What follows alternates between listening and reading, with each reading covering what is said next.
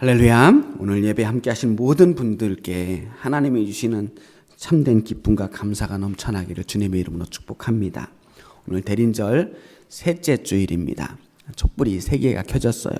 오늘은 특별히 그 중에서도 핑크빛 초가 하나 더 켜지는 날입니다. 대림절 기간에는 주로 이렇게 보라색을 테마로 사용하게 되는데요. 보라색은 대림절뿐만 아니라 사순절 때도 쓰잖아요.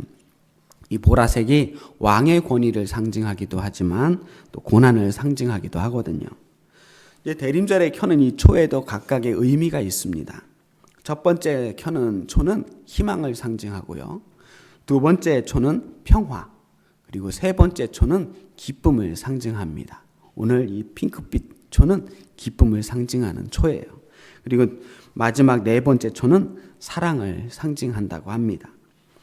자, 오늘 그래서 우리 기쁨의 주일, 기쁨의 초를 켜고 우리 하나님께 드리는 기쁨과 감사의 예배를 드리고자 합니다. 자, 오늘 우리가 읽은 데살로니가전서의 말씀은 데살로니가 교회에게 전하는 바울의 메시지입니다. 이 데살로니가 성도들에게 어떤 권면의 말씀을 드리는지 우리가 함께 읽어봤는데요. 이 시작하는 말씀이 너무나 유명한 말씀이에요. 항상 기뻐하라. 쉬지 말고 기도하라. 범사에 감사하라. 자, 기뻐하고 기도하고 감사하라는 명령은 이 성도들에게 너무나도 당연한 명령이에요. 기뻐해야 되고 기도해야 되고 감사해야 합니다. 근데 너무 당연해서 듣기는 우리가 많이 들었지만 그냥 거의 다 외우고 있지만 사실 크게 도전이 되는 말씀 같지가 않아요. 그냥 들으면 그런가 보다. 그냥 그런 느낌이에요. 그냥 당연한 말씀 감사합니다 하고 지나갈 수 있는 말씀이라는 거예요. 그런데 오늘 이 말씀을 조금만 더 깊이 읽어보면 좀 부담스러울 수밖에 없는 말씀입니다. 기뻐하라고 했는데 물론 우리 기뻐합니다. 안 기뻐하는 거 아니에요. 사람인데. 그런데 우리는 언제 기뻐하냐면 기뻐할 만하면 기뻐합니다. 기뻐할 때 기뻐해요. 그런데 항상 기뻐하는 것은 좀 어렵습니다. 누구나 기뻐하고 싶어 하죠. 누군들 기뻐하고 싶지 않은 사람이 있겠습니까? 그런데 마음대로 안 되는 거예요. 또 이 세상에 아무리 재밌고 즐거운 일이 있다고 하더라도 그때 잠깐뿐이잖아요. 그것들이 우리를 항상 기뻐해 주기는 어렵단 말씀이에요. 항상이라고 하는 말이 걸려요. 만약 혹시 우리 주변에 항상 기뻐서 해발날에 웃고 다니는 사람이 있으면 그 사람은 뭔가 정신적으로 균형이 심각하게 깨진 사람인 거예요. 쉬지 말고 기도하라고 했는데 물론 우리 기도하죠. 안 하는 건 아닙니다. 안 하는 건 아니지만 기회가 될 때 기도하고 기도 제목이 있을 때 기도합니다. 뭐 아침에 출근해서 기도하시고 또 밥 먹을 때도 기도하시고 뭐 열심히 기도는 하지만 그래도 쉬지 말고 기도하라고 하는 건 좀 과한 것 같습니다. 우리도 살아야죠. 뭐 아무것도 안 하고 기도만 하고 살 수 있겠습니까? 감사도 마찬가지입니다. 감사하죠. 감사할 일이 있으면 감사합니다. 그렇지만 범사에 감사하기는 좀 어려워요. 이 범사라는 게 모든 일이에요. 모든 일에 두루두루 다 감사하라는 것인데 몸이 아픈데 감사가 나옵니까? 당장 힘들어 죽겠는데 감사가 나와요? 감사는커녕 하는 일마다 잘 안 풀리고 힘들면 한숨이 나오지 어떻게 감사가 나오겠습니까? 그래서 범사에 감사하라는 말도 참 지키기 어려운 말씀입니다. 물론 우리 마음속에는 항상 기뻐하고 쉬지 말고 기도하고 범사에 감사하고 싶은 마음이 있기는 하지만 우리도 그렇게 살고 싶죠. 아무 생각 안 하고 주님만 생각하면서 24시간 주님만 바라보면서 살 수 있으면 좋겠는데 그게 잘 안 되는 게 우리의 문제입니다. 그게 항상 그런다는 거, 항상 기뻐하고 쉬지 않고 기도하고 범사에 감사한다는 게 자연스러운 행동이 아니기 때문입니다.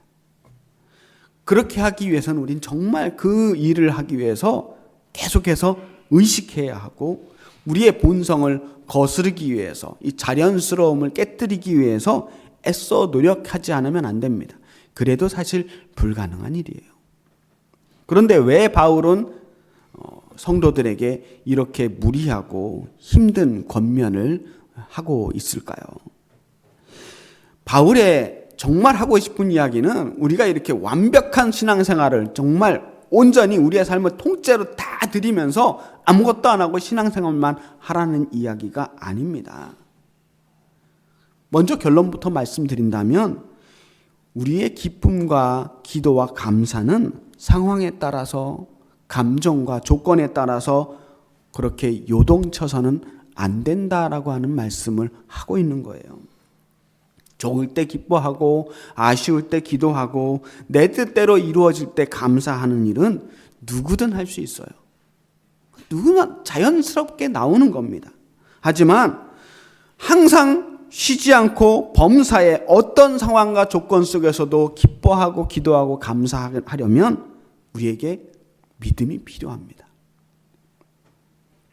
우리가 믿음을 가진다라고 하는 것은 세상을 바라보고 사람을 바라보는 데 있어서 새로운 시각으로 본다는 겁니다. 남들이 보지 않는 것, 남들이 보지 못하는 것을 바라보는 거예요. 눈에 보이지는 않지만 분명하게 우리에게 힘과 용기를 주고 기쁨을 주고 감사를 주는 그 무언가를 볼 수 있는 시각이 열린다는 거예요. 그래서 도저히 감사할 수 없을 것 같은데 감사가 나오고, 기도할 수 없을 것 같은데 기도가 나오고, 기뻐할 수 없는 상황에서도 기뻐할 수 있는 힘이 나오는 겁니다. 그런 믿음을 가지라고 바울이 권면하고 있습니다. 분명히 우리는 항상 좋은 기분일 수는 없어요. 그러나 우리의 진정한 기쁨은 우리의 감정에 따라서 그렇게 수시로 변하는 감정적인 기쁨이 아닙니다. 어떤 상황 속에서 어떠한 기분과 감정 상태에서도 변함없이 우리 안에서 우리를 구원하시고 우리를 지키시는 하나님이 바로 우리의 하나님이시라고 하는 그 신뢰 속에서 나오는 진정한 기쁨이 있다는 거예요. 그런 기쁨을 가지고 있어도 눈물 나올 수 있지만, 힘든 일이 있을 수 있지만 우리 내면에서 그런 긍정의 방향성이 주어진다라고 하는 겁니다.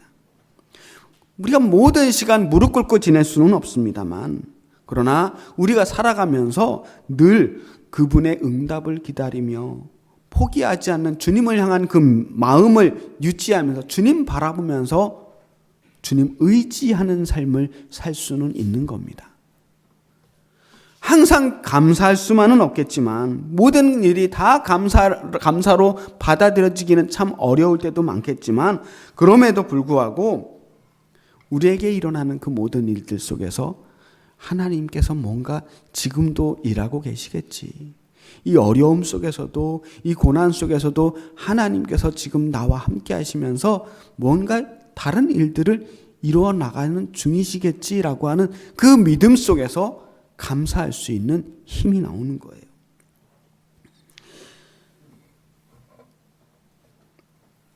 그런 일들 속에서도 우리가 그 일을 견디게 하시고, 또 그 속에서 하나님의 선하신 일들을 이루어 나가실 것을 신뢰하면서 진짜 감사가 나올 수 있다는 겁니다. 그러면서 이어서 또 권면합니다. 19절 말씀 읽어볼게요. 성령을 소멸하지 말고. 성령을 소멸하지 말랍니다. 여러분, 우리가 감히 성령을 소멸할 능력이 있습니까? 하나님께서는 성부, 성자, 성령 하나님이라고 그랬어요. 이 삼위일체 하나님, 그 중에 성령이신 하나님을 감히 우리가 어떻게 소멸시킬 수 있겠어요?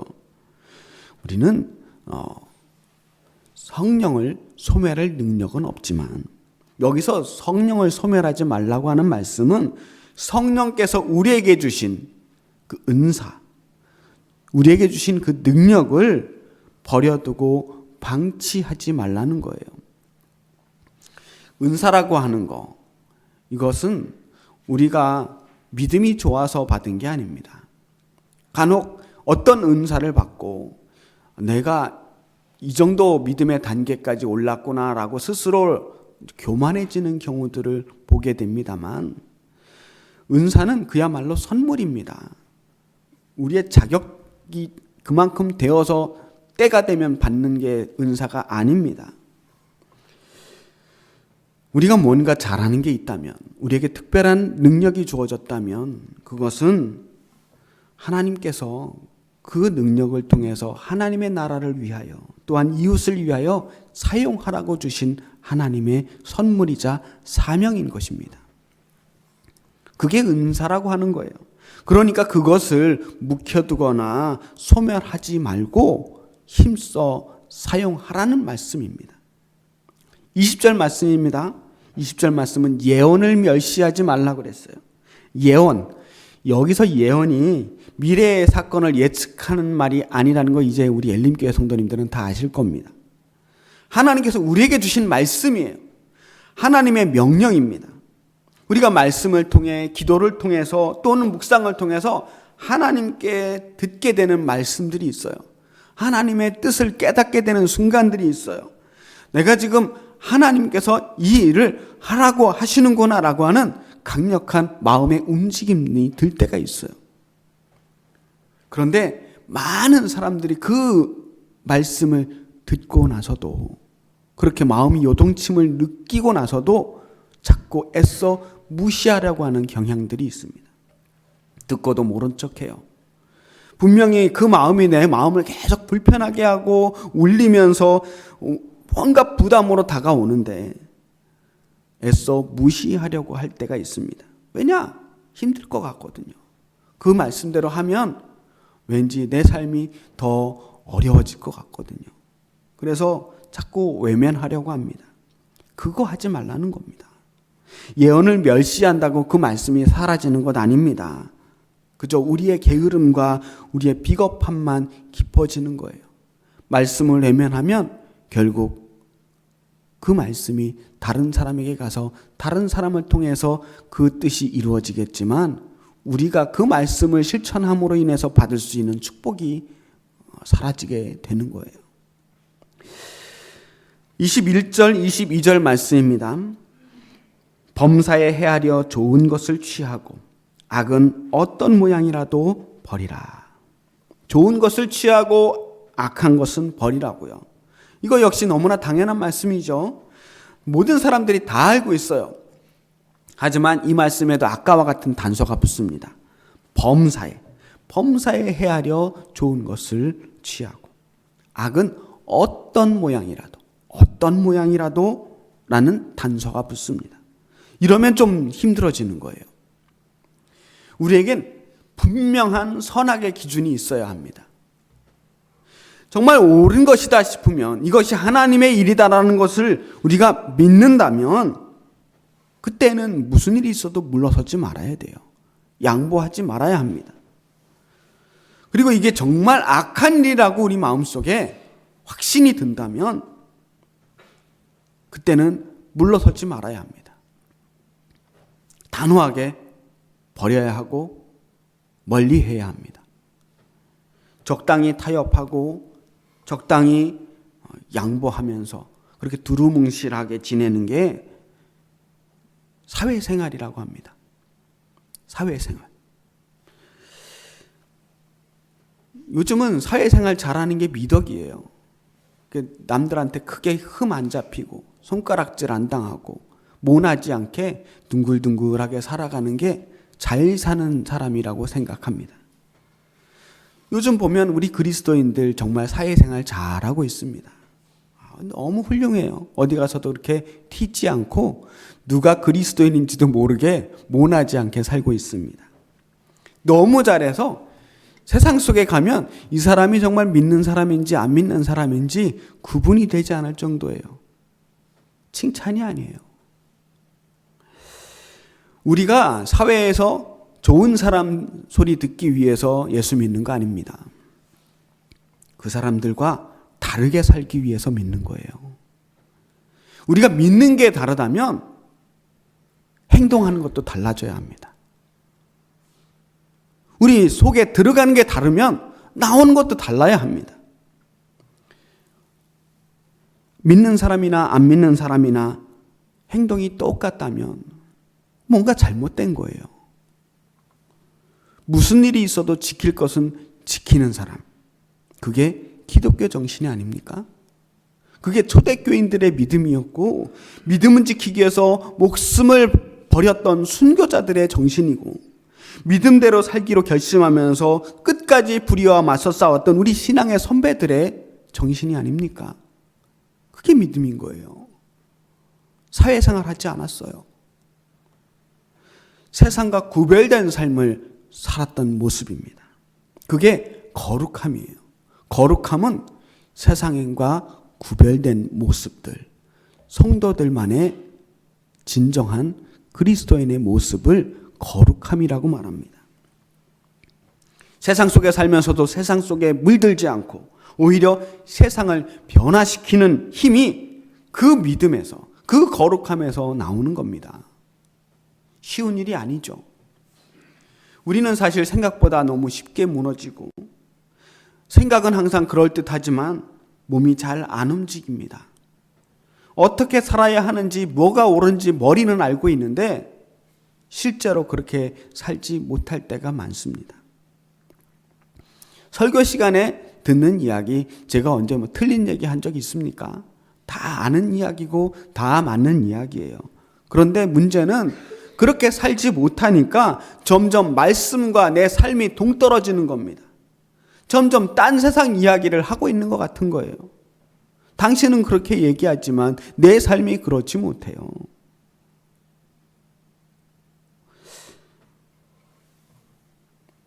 이렇게 답답해하면서 세상 속에서 어찌 살아야 할지 모르는 성도들에게 바울은 마지막으로 용기를 주며 격려하고 있습니다. 이제 말씀의 결론 부분으로 접어들어가고 있습니다. 23절 말씀 읽어보겠습니다.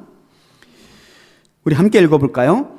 평강의 하나님이 친히 너희를 온전히 거룩하게 하시고 또 너희의 온 영과 혼과 몸이 우리 주 예수 그리스도께서 강림하실 때 흠없게 보존되기를 원하노라. 아멘. 평강의 하나님께서 친히 온전히 거룩하게 되기를 간구하고 있습니다. 그리고 우리의 온 영과 혼과 몸이 다시 오실 주님 앞에서 흠이 없이 보존되기를 간구하고 있습니다. 이 문장을 보면서 바울이 왜 그렇게 성도들에게 무리한 요구를 했는지 조금은 알 것 같습니다. 바울이 성도들에게 항상 쉬지 말고 기도하고, 항상 기뻐하고 쉬지 말고 기도하고 범사에 감사하라고 했어요. 성령 소멸하지 말고, 예언 멸시하지 말고, 범사에 좋은 것 취하고 악은 어떤 모양이라도 버리라고 했습니다. 붙어있는 그 강조하는 말들이 하나같이 부담스러운 말이었어요. 항상 쉬지 말고 범사에 어떤 모양이라도. 이 바울은 우리에게 조금의 허점도 없이 완벽한 인생을 살라고 요구하는 것처럼 보입니다. 하지만 사실 바울이 요구하는 건 그런 게 아니에요. 바울이 정말 하고 싶은 말씀은 우리가 완벽해지라고 하는 것이 아니라 온전한 믿음을 가지라는 겁니다. 우리 허점도 많고 실수도 많고 부족한 점도 많습니다. 하지만 그거 다 아시는 주님께서 우리를 부르신 거예요. 부족한 우리들을 주님의 세계로 초청하셨습니다. 주님께서 직접 우리를 불러주시고 거룩하지 못한 우리들을 거룩하게 해주셔요. 온전치 못한 우리들을 온전히 거룩하게 해주시는 분이 누구냐? 하나님입니다. 그 하나님의 은혜로 우리가 구원을 얻을 자격이 생긴 거예요. 주님께서 다시 오실 때 과연 우리가 완벽한 준비를 다 하고 있을 수 있을까요? 우리의 온 몸, 영과 혼과 몸이, 우리의 생각과 우리의 영혼과 우리의 몸이 아무 흠 없이 주님 만날 수 있는 준비를 갖추고 있을 수 있을까요? 자신 있습니까? 솔직히 자신 없잖아요. 그런데 우리는 그럴 수 없지만 주님께서 우리를 보존시켜 주실 것이다 라고 말합니다. 보전시켜 주신다. 영어 성경 찾아보니까 keep이에요. keep. 지켜주신다. 주님께서 우리를 지켜주실 거라는 거예요. 우리의 영과 혼과 몸을 주님께서 지켜주셔요. 주님께서 지켜주셔야 가능한 일입니다. 우리를 이 모든 악에서, 유혹에서, 모든 연약함에서 지켜주시기를 우리는 기도합니다. 우리는 할 수 없지만 주님께서 지켜주시면 가능한 일이기 때문입니다.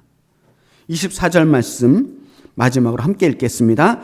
너희를 부르시는 이는 미쁘시니 그가 또한 이루시리라. 아멘.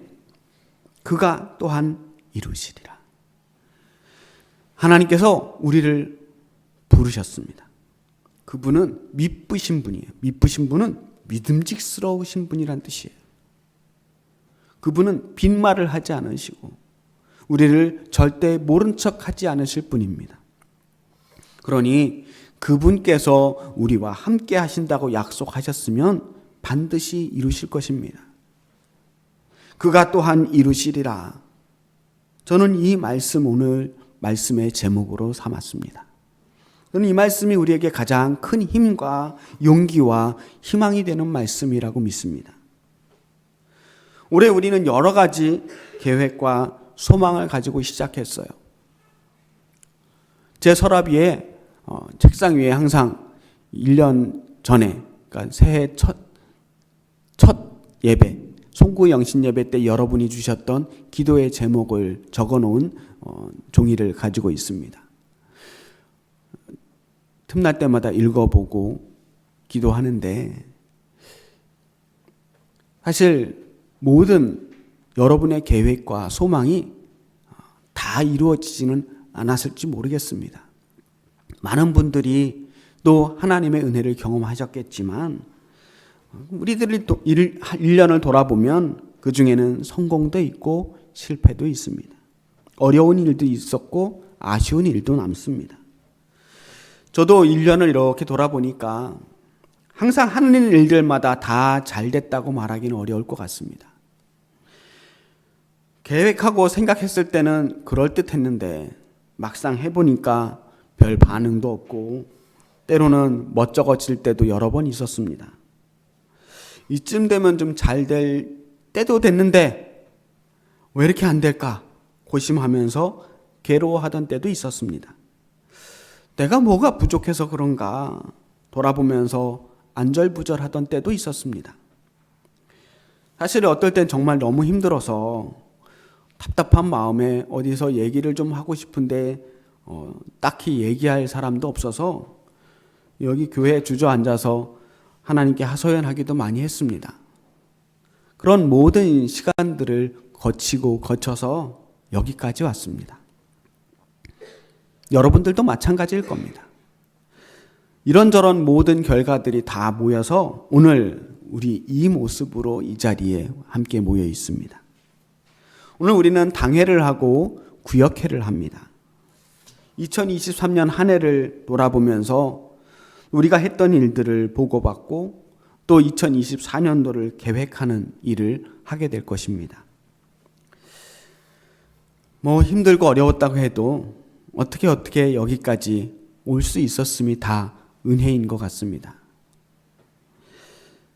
이제 2024년도를 계획하면서 새로 일꾼을 세우고 또 새로운 소망을 품게 됩니다. 우리 자신을 보면 여전히 우리는 작고 연약한 교회이고요. 가진 것보다는 없는 게 더 많은 사람들이기는 하지만 그럼에도 우리가 꿈을 꿉니다. 왜냐하면 그럼에도 불구하고 주님께서 우리를 불러주셨고 그 모든 일들을 이루시는 분은 내가 아니고 우리가 아니고 주님이시기 때문입니다. 주님이 하실 겁니다. 우리 잘나봤자 다 거기서 거기입니다. 우리는 우리가 맡은 자리, 우리가 서 있는, 우리가 앉아 있는 이 자리에서 우리가 할 일들을 열심히 하면 되는 겁니다. 결과에 대해서 우리가 미리 실망하거나 재단하지 않고 내가 하고 있는 일, 내가 할 수 있는 일들을 그저 묵묵히 감당하면 됩니다. 나머지는 주님이 하실 거예요. 저는 올해 유독 하나님의 사랑을 많이 경험했던 한 해였던 것 같습니다. 생각지도 않았던 하나님의 손길, 하나님의 도우심이 불쑥불쑥 찾아왔었습니다. 고난인 줄 알았는데 지내놓고 보니까 축복이었습니다. 코로나 이후에 정말 힘들게 될 거라고 뉴스에서 정말 겁을 많이 줬는데 지내고 보니까요, 우리 교회 11조가 늘었더라고요. 경기가 그렇게 어렵다고 그랬는데 그래도 그 어느 해보다 우리 교회 결산이 늘었어요. 여러분의 사업들이 다 잘 돼서 그런 거라고 생각하지는 않습니다. 그만큼 여러분들이 더 힘들게, 더 힘써서 헌신한 결과라고 생각합니다. 하지만 또한 기가 막힌 타이밍에 기가 막히게 일하시는 하나님의 그 도우심을 만날 때마다 정말 깜짝깜짝 놀라게 되었습니다. 그가 또한 이루시리라. 주님이 이루고 계시는구나 라는 것을 고백하게 됩니다. 이 말씀에 힘입어서 우리는 또 함께 나아갈 수 있을 것 같습니다. 어떻게든 되겠지라고 하는 이 무책임한 낙관주의가 아닙니다. 하나님을 절대적으로 신뢰하는 그 믿음에 근거한 희망의 낙관주의입니다. 자, 그러니 우리에게 주어진 상황과 조건에 휘둘리지 않고 항상 기뻐하며 쉬지 말고 기도하며 범사에 감사할 수 있는 그 믿음으로 앞으로 힘차게 나아가는 신실한 믿음의 교회를 함께 만들어 갔으면 좋겠습니다. 주님께서 반드시 우리를 통하여 놀라운 일들을 이루실 것입니다. 기도하겠습니다. 살아계신 아버지 하나님, 그가 또한 이루시리라 말씀하신 것처럼 주님께서 올 한 해 그 모든 일들을 이루어 주셨음에 감사합니다. 주여, 어떠한 상황 속에서도 흔들리지 않고 주님 바라볼 수 있는 믿음을 주시니 감사합니다. 이제 그 믿음으로 우리가 항상 기뻐하며 쉬지 말고 기도하고 범사에 감사할 수 있도록 주님 도와주시옵소서. 우리 함께 세워나가는 이 엘림교회를 하나님이 기뻐하실 만한, 하나님께서 이루시는 복된 교회로 세울 수 있도록 주님 역사하여 주시옵소서. 예수 그리스도의 이름으로 기도합니다. 아멘.